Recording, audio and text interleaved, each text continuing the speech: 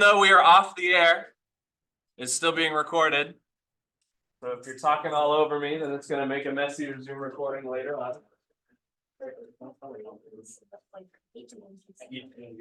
Or you can zip them and submit them in a folder, but you can submit them. Yeah, of course. All right, so if you check your thread, let me close our tunes for the day. Let me pull it up. Study for Spanish with more quietness, please.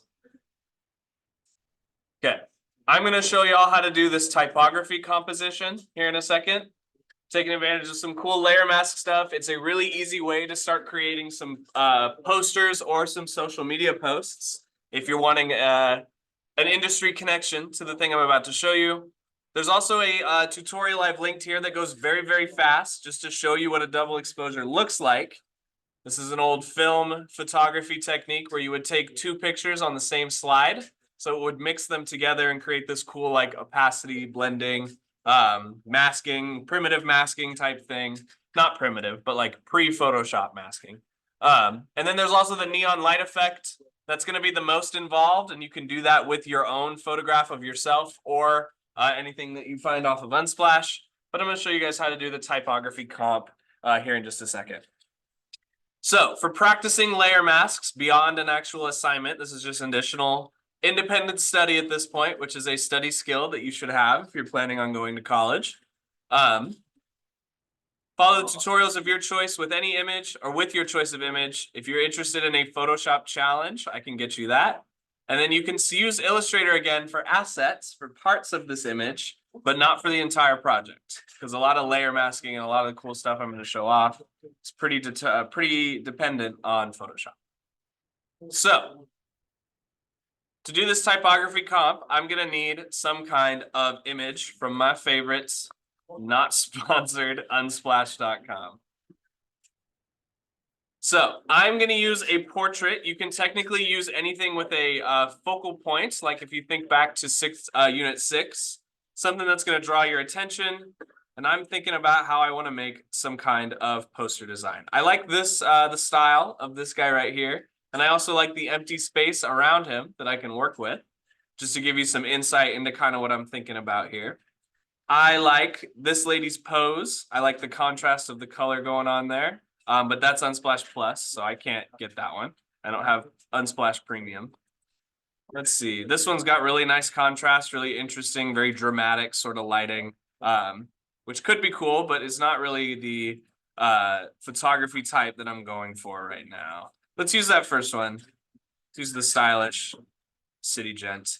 Okay, you're going to click download free. Mine is going to pop up with this dialog box, but yours probably just goes straight to your downloads. So I'm going to click on Save File, and I'm going to put it into my 6-period graphic design folder in its own subfolder called type, what was it? It's comp.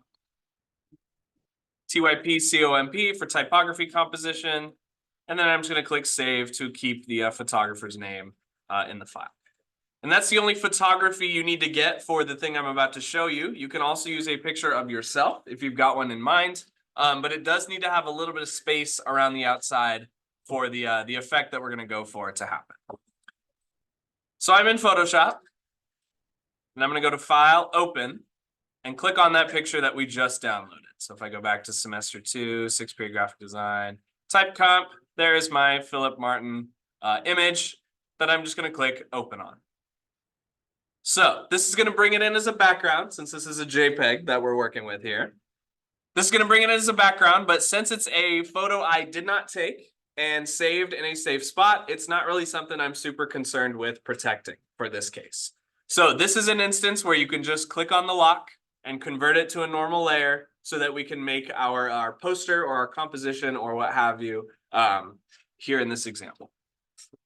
What you do next is once you've got your photo selected and converted to a normal layer like this, you go up to this select box or this select menu right here, and you go select subject. Photoshop is going to do a pretty good job. They've really refined their subject selection algorithms and stuff like that. It's going to automatically outline my main subject right here really nicely. And what I'm going to do with this line of marching ants, which is a thing that you need to make a mask anytime, is click on the rectangle with the circle right down here. Boosh. Mask created. Okay. What I'm going to do next, actually, I skipped a step. Hold on. Control D. I'm going to Control J because I want a copy of this layer. And I'm going to mask out the copy instead of the regular layer. This is important. It's not the usual Control J to save a background that we do. This one is to, for the purposes of the effect, you need a copy over top. So pretend like I did that first, and then you're going to go to Select Subject. It's going to think about it again, make a pretty good selection, and we're going to click Make Mask. And it's going to look like nothing changes because the outline of our individual here is shown in white. He's the window. So it's going to be the visible part, and then the rest of it is going to be erased by the background. So if I turn off this layer, you can see we've got a pretty solid mask made, ready to go. The next step is to take your text tool, which lives right here. If your screen looks like this, it's underneath the pen tool. But if your tools look like this, it's underneath. This is called the dodge tool. It looks like the magnifying glass. You can take your text box and just click, and then write out some kind of text. If you click and drag, it's going to make a text box that might not, that might be too large for what you're trying to do. So in my case, if you just click once and then start typing, it will automatically make the right size of what you're trying to go for. And we want this to be large because this is a typography, photography combo here. We want the text to also play an important part in the messaging. So it is pretty large, pretty roomy on what we're trying to do here. This black text is a little bit hard to read, so I'm actually going to switch this to white by going up to the when I have some text highlighted like this, like usual. There's a box right here that also lets me change the alignment of my text. I'm going to set this to white, or we can do a different color. Maybe red would look kind of hard. I always like purple, but purple doesn't really go well. Let's do red because it's actually going to contrast pretty well with this green. Let's do a nice, like, desaturated, rich red. Yeah, that's cool. Okay, we could even sample the hat if we wanted. Well, that's a lot peachier than I want. There we go.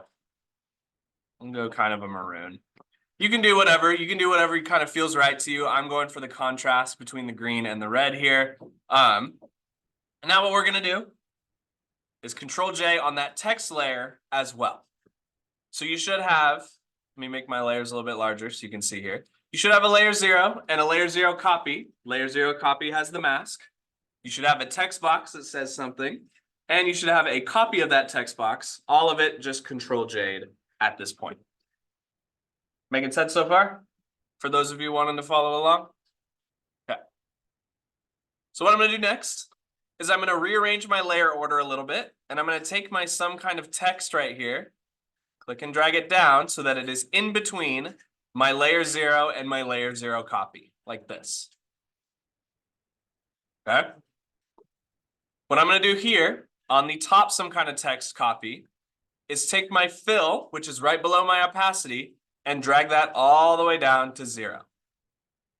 And what this does is it sets this layer, in essence, invisible. Those pixels are still there, but they don't have any fill because text and fill and some of that stroke type stuff works similarly to how it does in Illustrator, but not exactly the same way.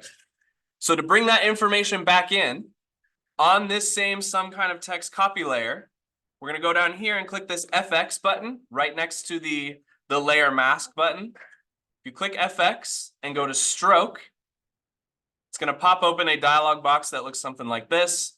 You want to set your stroke to a number less than 10. I've been increasing it per class. Started at 4, then I experimented with 6. I think 8 is kind of my lucky number at this point. You want to set the position to be outside instead of, I think it defaults to center. Blend mode normal, opacity 100%. And we're going to set the fill type to color. And I'm going to sample, if I just drag off of the color picker here, I'm going to sample my red from the original text so that it automatically matches up and lines up. Your little preview should look something like this with the preview color matching the font color available here. I'm going to click OK.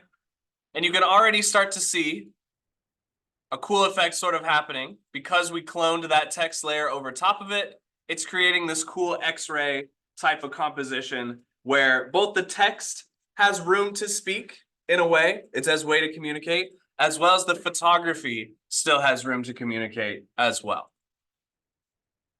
We're almost done with this composition so far. You can do this with any text box, any image, any stuff of that nature. But if you're following along with my portrait version in the literal sense, which means it's not hamburger. No, which one? Hold on. Let me think about a piece of paper real quick.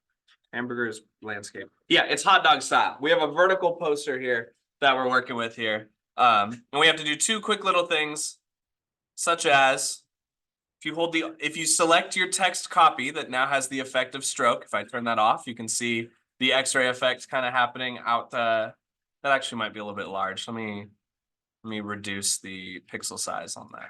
Let's make it more like 5. Okay. Yeah, that's a little bit. No, it's still, I don't know. I'll mess around with it.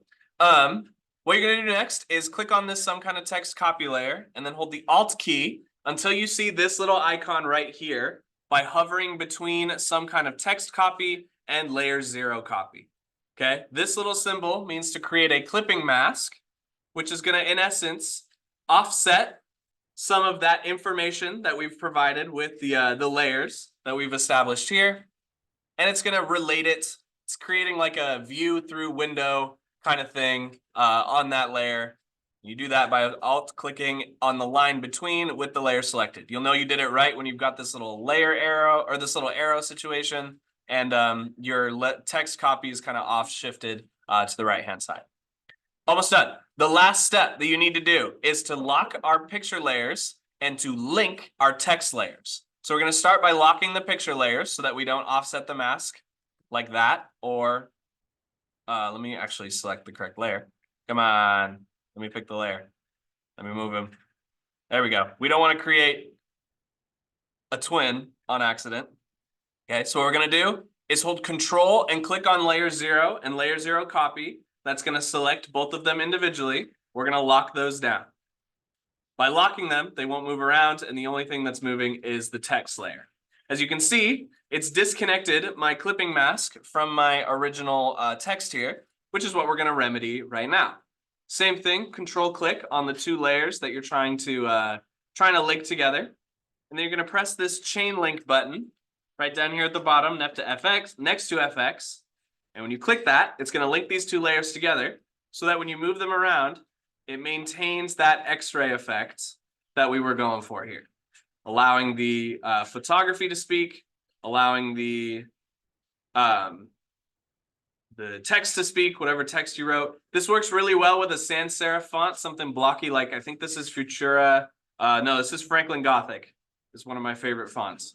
You can see once you link them together, it's going to do that cool sort of X-ray effect without moving any of the photography. This is cool. You should experiment with it. You can make some cool posters like this, where it's both still legible and got some photography that you can flex later. So I learned that from this video, the first typography comp video in your thread, which is of course right here. The double exposure is also cool. The neon light effect is also cool, but they take a little bit more effort. This one's pretty self-explanatory and it comes together pretty quickly for a pretty solid effect. So this time is yours to experiment around with some of these tutorials, maybe experiment with Photoshop as a whole, just kind of click buttons and see what happens. There is no project associated with these or assignment. I just want to see what you guys come up with. And if you're interested, I can give you a Photoshop challenge that'll prepare you better or get you more prepared for the project we do next week. Make sense? Any questions? Awesome. Thank you guys for listening. Let me process this and then I can wander.